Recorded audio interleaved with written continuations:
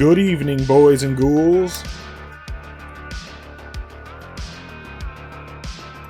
That rattled me bones. We're going to jump in with Legacy of Kain Blood Omen 1 right here today on Happy Bird Games' Gametober. Alright, Blood Omen Legacy of Kain by Crystal Dynamics 996. And yeah, so here we go. Alright, so we've got Blood Omen's menu. Let's go to Start Game. You can see it has the themes of an early PlayStation 1 game. Of maximum importance. The initiation of a new aeon. When it becomes necessary to utter a word, the whole planet must be bathed in so good. blood. This game has such a good voice acting in it.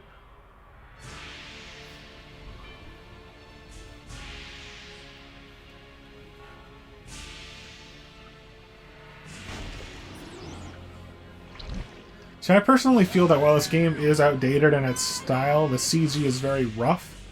I feel like the story holds up enough that it's still worth replaying. The story, the characters, the way it's voice acted is really great too. The music's good. See, stuff like that, it doesn't look good today, but back in the day, it's an essential part of the storytelling process, and that's the best that they could do. By creating those kind of graphics on the PlayStation 1. Even though it's an FMV, pre-rendered cutscene, it's still, the graphics are not high quality. So it's like, you gotta put yourself in the perspective of the time, but also the story still holds up, and I think the characters hold up too. They can feast on your corpses!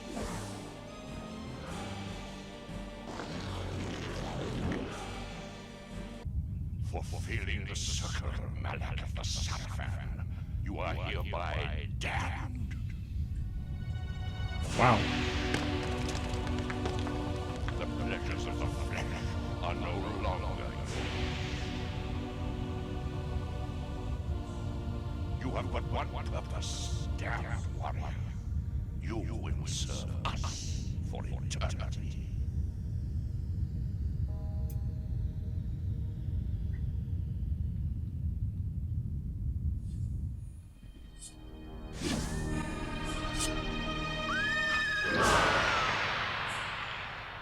This is all pretty violent and gory for a PlayStation 1 game. Back in the day, Mortal Kombat was really controversial, but I'd assume this game would be pretty controversial too. I never really heard too much in the media about Legacy of Kain series, but it is pretty graphic, even with its limitations. The tavern's closing. Best Right. be on your way, stranger. So this is where the game begins. You begin in a tavern. No mug of ale for a weary traveller from distant Corhagen? I can reward you well, for I am of noble blood. I stay open for no man in these dark times. Things come with the night that no sane man would welcome. And so I left, cold of heart and soul, forced to the road and the long, bitter Alright, night. so this is where the adventure begins. You're playing as the character Kain. And keep in mind, something big is about to happen to him. But here is the way the game is played. And just real briefly, you can zoom out, which is kind of a cool feature. It's kind of like Zelda, but you can zoom in and out. So it's got a little bit of a 3D perspective to it. You move around with the D-pad. You've got a map over here, where you can press, L2 to get to. You've got R1 and other things that you'll be using later on. You can swing your sword with the square button. You can interact, I think, with the X button. The triangle button doesn't seem to do anything yet. Circle button doesn't either. You can also pause. Let's continue on with our adventure. We exit the tavern. That's him! So you're fighting outside this tavern, right? Hey, VIXIA!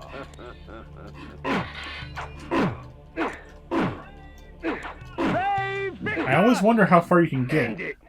Now! But eventually, Kain is killed. He gets a sword stabbed through his back after getting beat up by some local townspeople and stabbed. So now he has a sword through him.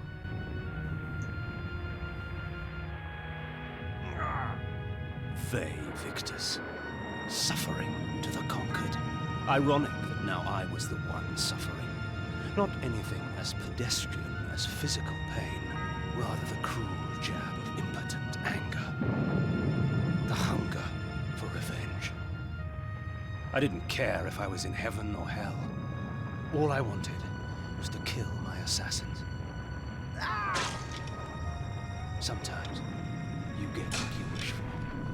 The necromancer Mortanius offered me a chance for vengeance, and like a fool, I jumped at his offer without considering the cost. Nothing is free, not even revenge.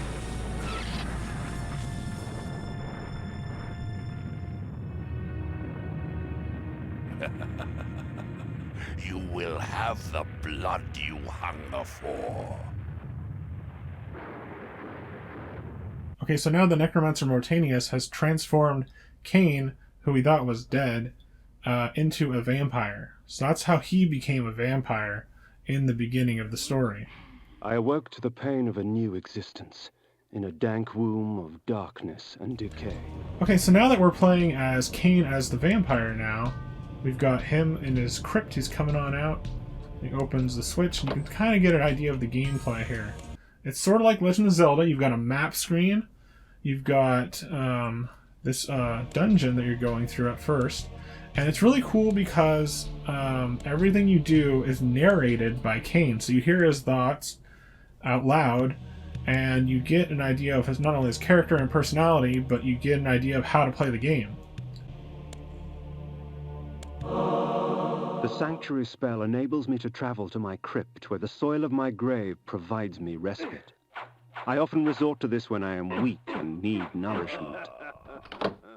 Okay, so we got that first ability. The abilities are presented with these cards. Reputed to have been ripped from the chest of the greatest vampire to have ever existed, Janos Audron, the heart of darkness restores vampiric unlife. Life is precious, Janos discovered, as it was torn, throbbing and bleeding from his own body. And remember, at any time, you can press L1 to zoom in on the gameplay. A lot of the times I like to keep it zoomed out just so I can find out where I am on the map of the dungeon. But other times, you'll want it to be zoomed in when you're fighting so you can see the action better. This ancient vial bears with it a dark gift indeed, for with it my life force is increased. So basically you can pick up vials, which is on the right-hand side of the screen. That's your health HUD menu. Basically the vials will increase your health limit, and your health itself is increased by drinking blood of the victims of the vampire.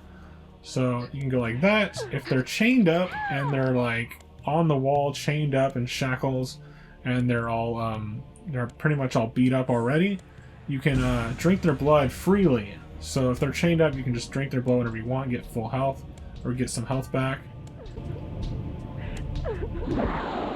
These ancient symbols of power contain raw magical energy that increases my own capacity to summon energy for the spawning of spells. So we got the first of the magic meter things, so I can actually use some spells once I get them. And then you can suck the blood of her too, and they fade away, meaning that they're dead. Now, not only can you drink the blood of people that are on shackles on the walls and stuff, you can drink the blood of most enemies too. Of course, not the skeleton here. I don't know why there's just a skeleton running around. And you'll hear Kain shout the word Ve Victis, which is his victory cry that he shouts every once in a while when you fight. It kind of gets old, but it's so cool that it doesn't really bother me that he says it so often. Within the walls of these chambers I could find respite, and if I so chose, resume my journey when my weariness abated. So these are basically your save points.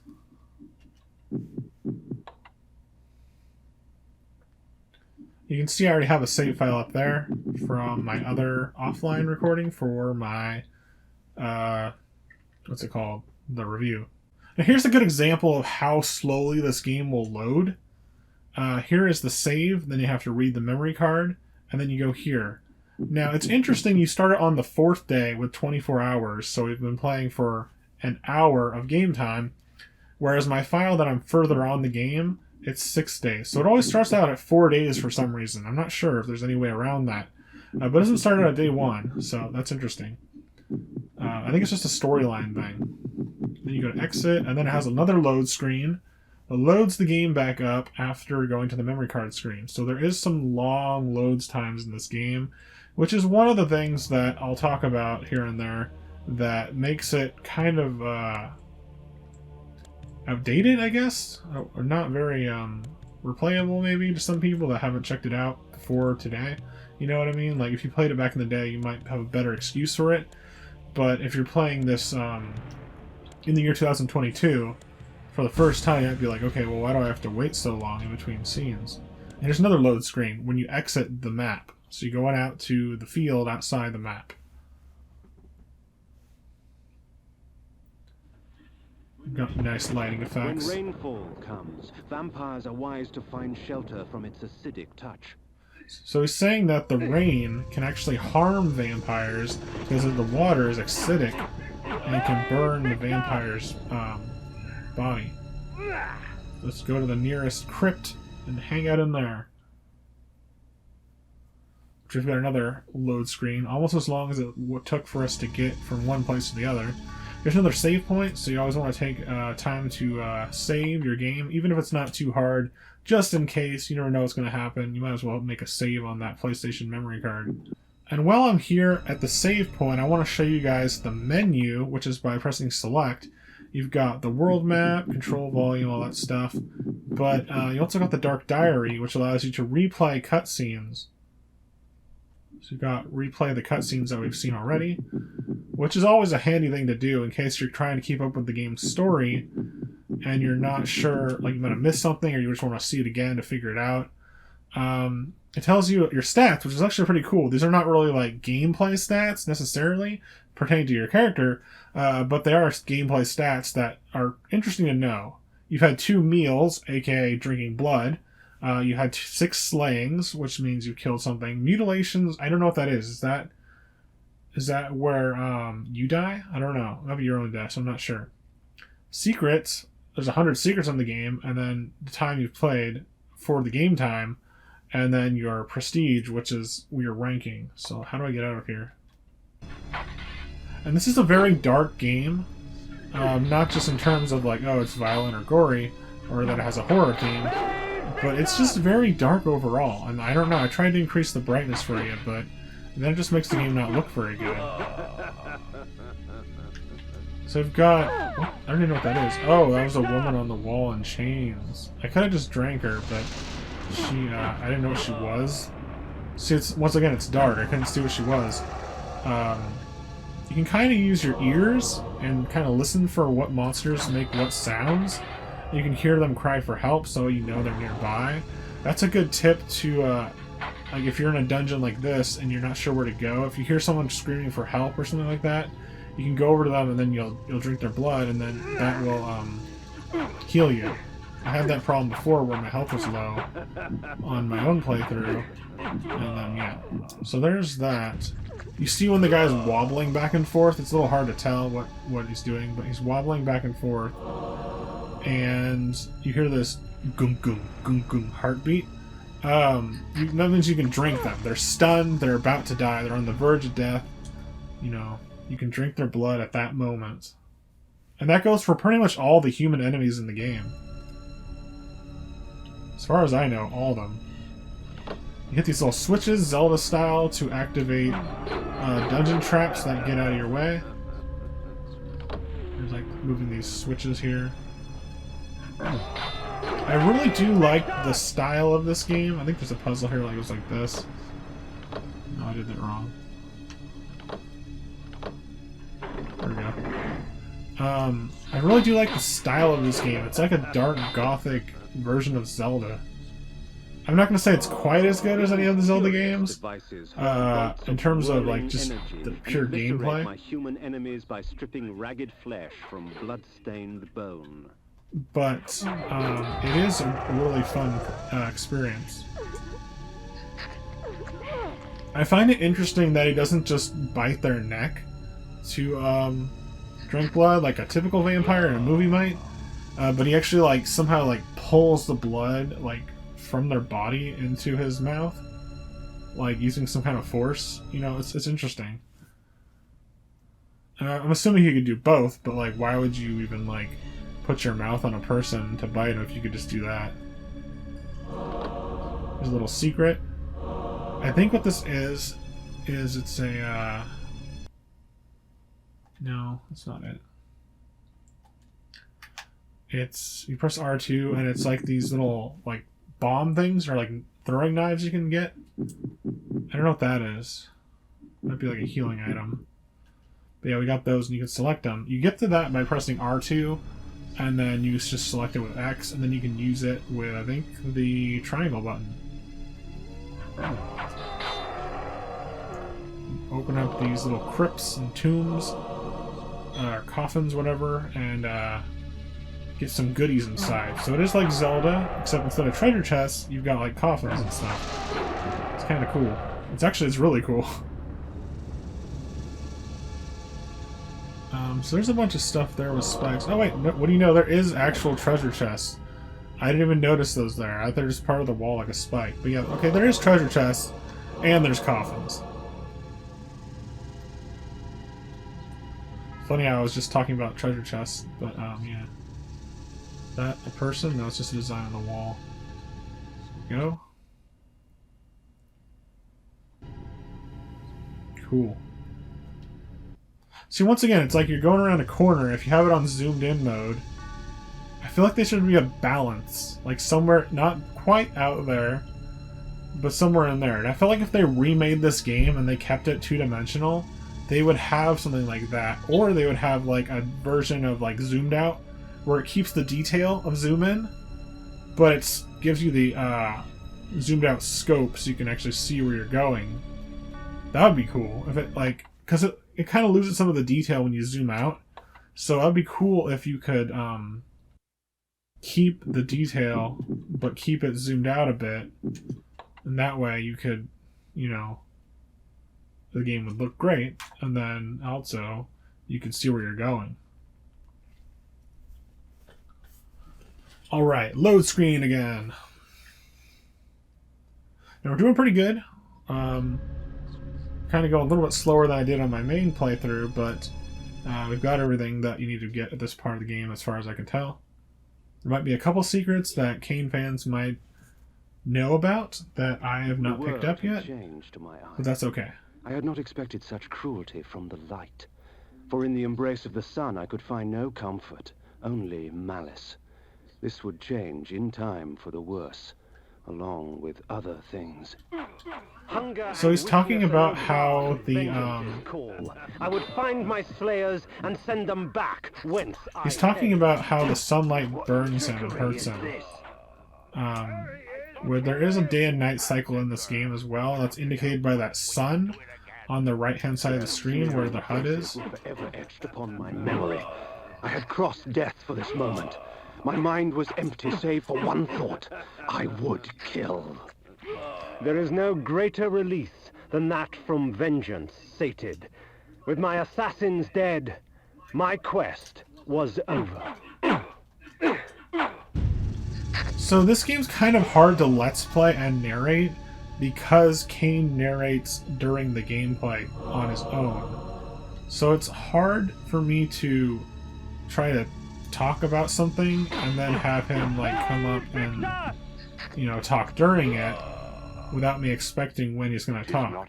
So I don't know how this is going to work as like a let's play really, but I do want to show you some gameplay of it for sure and get to a certain point. Look to the pillars and gain way to the fortress of the mind.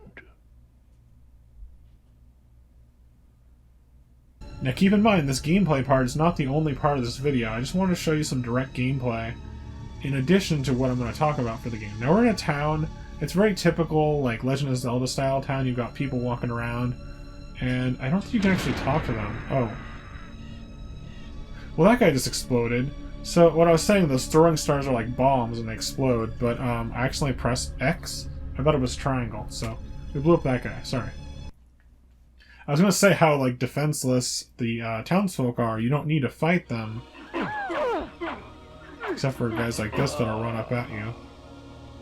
But yeah, I remember last time when I was playing this on my own, I accidentally threw the bomb at the barkeep because I thought that X would be like a talk. You know, normally in a video game, you go up to a townsfolk and you press X and talk to them. In this game,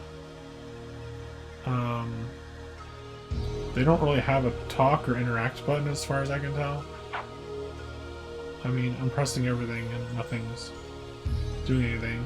And I don't want to press X because I know he's going to throw a bomb at the bartender guy. I don't really want to kill the bartender.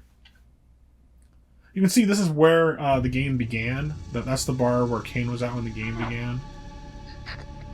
Now, just because the townsfolk are defenseless doesn't mean you can't kill them and drink them for health and stuff like that. So you can still be a bad vampire.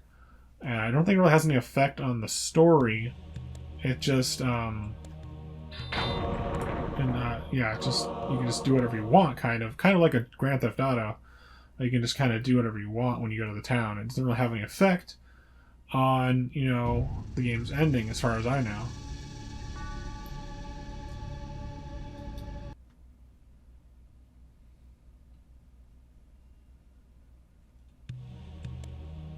Now you can go inside people's homes, which is kind of weird.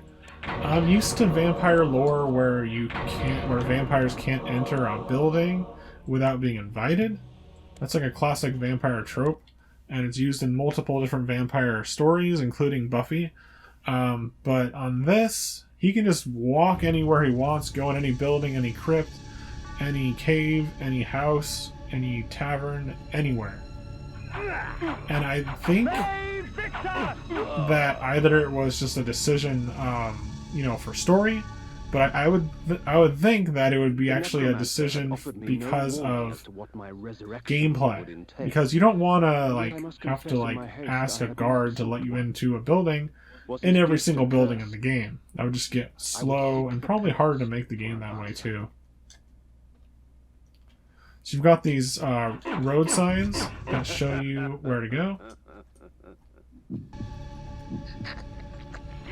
Now you don't have to drink the blood of every victim in this game, but I always try to do it if I can, not just for keeping my health up, but also for it's good practice to know exactly how many hits an enemy takes, because if you hit them one more time after they're stunned and they're about to die, on the brink, then you lose that health. You can't drink their blood once they're already dead. There's something I read in a vampire book a long time ago where, if you drink, if a vampire drinks the blood of someone who's already dead, it will, actually, start to kill the vampire or, poison them or something like that. I think that was an interview with the vampire, the book, and movie, I guess, as well. I'm pretty sure it was in the movie, too. But it's been in other books too, so I don't know.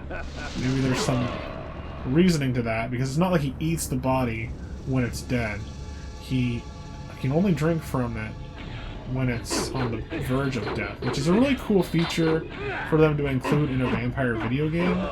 They didn't have to do it like that, but it's really cool that they did, to keep it kind of like a canon to the vampire storyline of not just Kain story, but vampires in general.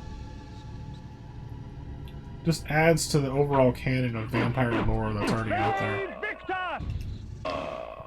As daylight chases darkness, the vampire's power wanes.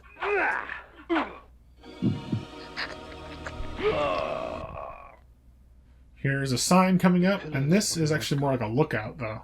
Even in life, it's the Pillars of Nosgoth, which is an important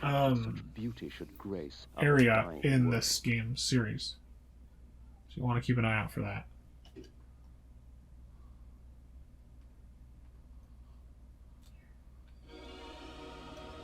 Then we take this, which actually teleports us to the Pillar of Nosgoth area. Pillars of Nosgoth. And we go up here. There's a little cutscene.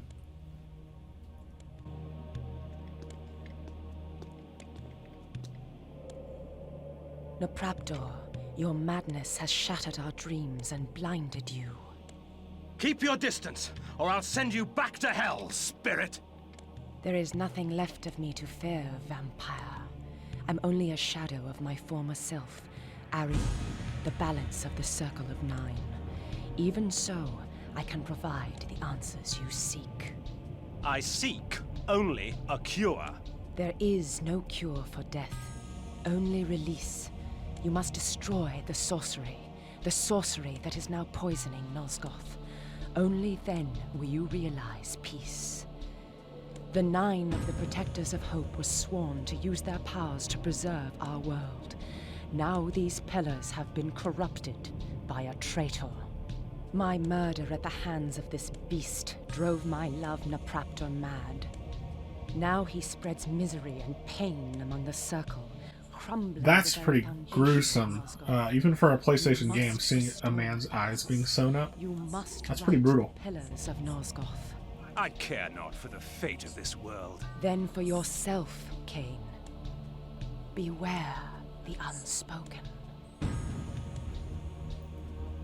Okay, so this is the Pillars of Nosgoth, which is kind of like your Triforce of this game. You know, in Zelda, the first one for the NES, The Legend of Zelda, you're going around collecting the Triforce pieces. Blind act of vengeance threatened to destroy In this all game, you're of Nosgoth. collecting Each circle member was bonded to little the pillar he things served. for the pillars Pillars of reflected the mental Nosgoth. state of their servants, and as the minds of the circle degenerated and descended farther into dementia, the pillars crumbled.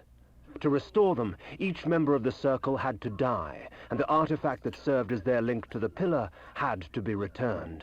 Only when all the pillars were restored did Ariel claim my curse would end. And so, my hunt for Napraptor began. Alright, so we've got the Pillars of Nosgoth here. This is the map version of it. So we're going to get out of the map somehow. The Pillar of Balance. You can see that each pillar represents something. The Pillar of Time. And when you walk up to it, it'll tell you about it. The Pillar of Energy.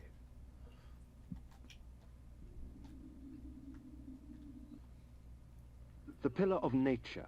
Okay, so you got all these different pillars, and they all relate to an element or some other substance that you have to collect.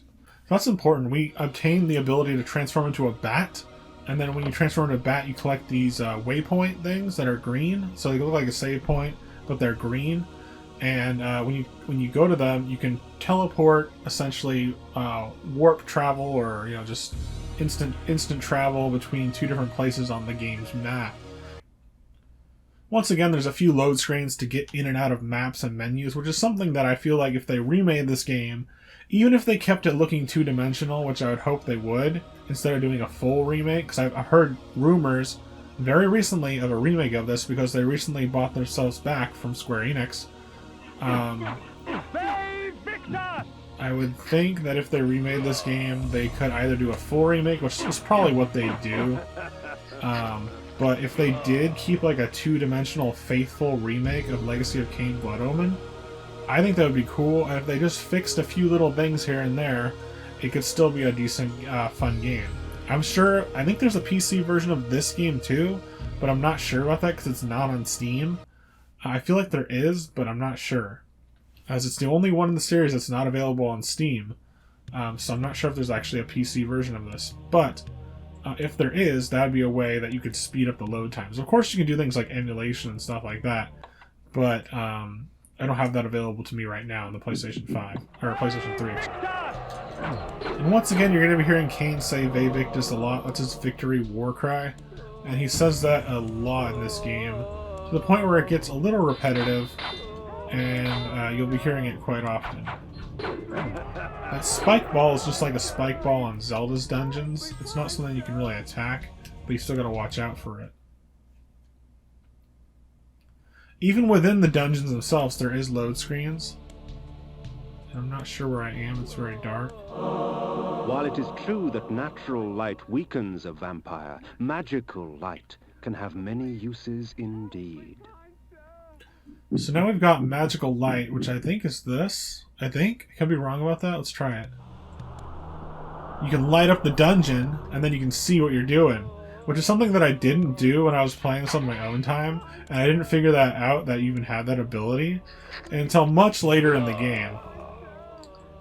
And I was like, oh, okay. Like, when I got the next ability after this one, I was like, oh, okay. Maybe I can try out this ability. And then I was like, oh, wait, I have this one already that I picked up at this part of the game that allows you to light up the dungeons, because the dungeons are quite dark without it. And I'm not sure, because I haven't really used it that much, if it's a temporary light, like on Legend of Zelda with the lantern. Yeah, it is a temporary light. Okay, so you have to have magic to use it. Let's try it again. Come back, Skelly. Okay. In a way, this makes it a lot easier. Yeah, it definitely makes it a lot easier with the lights on. Not only is it easier to see, and like the game looks better, but also I didn't know about these people here, so I have a lot more health than I normally would at this part of the game. It's just safer to go this way with the lights on. Okay, we gotta save at the next save spot and quit. There's some bandits on the road. Pulled a little too soon. Got that guy. There's a wolf. I don't know if we can drink the wolves or not. There's a cave.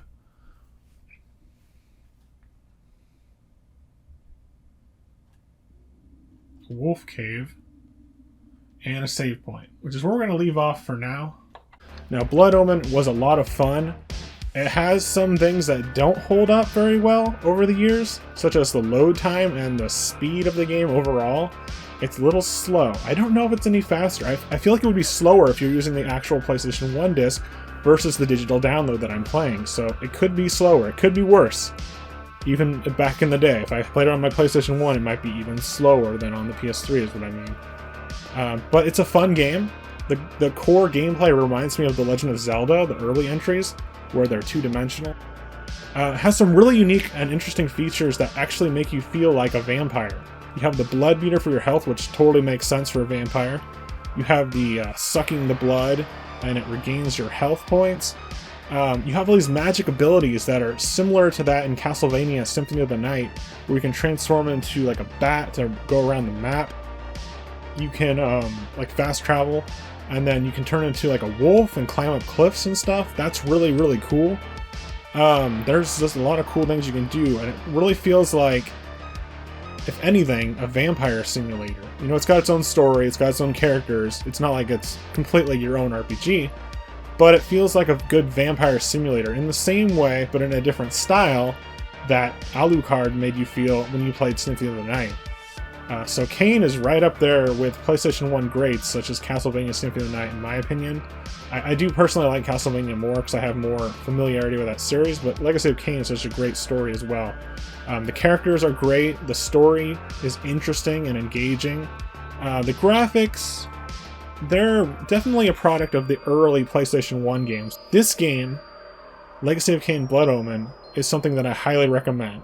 Even if it looks outdated to you, even if it looks a little bit slow, especially with the load times, and just some of the loading in general, like going between rooms in a building, or inside and outside of a house into a town.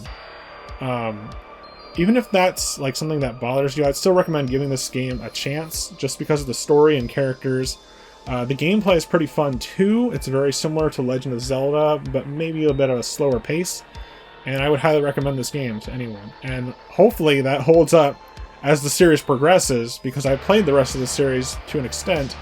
So I know what's coming. I have an idea of what's coming. The series is going to move into the third dimension and feature not only more detailed characters, but a different style of gameplay, especially when we get to the Raziel games, which are the Soul Reaver games, and we learn more about the Soul Reaver. Alright everybody, thanks for watching today's Hybrid Games. Stay tuned for more next time on Gametober, on How You Read Games. You can leave me a like, comment, subscribe for more classic gaming goodness. Share it with your friends, donate on my Ko-fi page, check out my link tree, and more. Alright everybody, thanks for watching. Bye!